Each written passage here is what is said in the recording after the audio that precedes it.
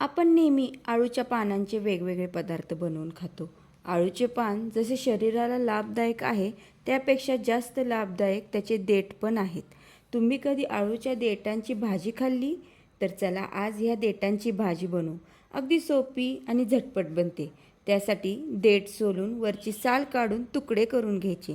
कढईत थोडेसे तेल घालून देठ घालायचे, थोडेसे मीठ घालायचे आणि परतून घ्यायचं.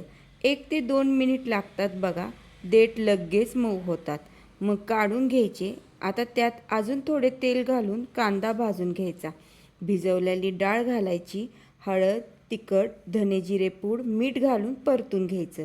त्यात भाजलेले देठ घालायचे आणि छान मिक्स करून घ्यायचे. शेवट शेंगदाण्याचा कूट घालायचा आणि मस्त परतून घ्यायचा. अळूच्या देठाची भाजी तर तयार झाली आहे. थोडीशी कमी बनते पण मस्त टेस्टी लागते. तुम्ही नक्की एकदा ट्राय करून बघा.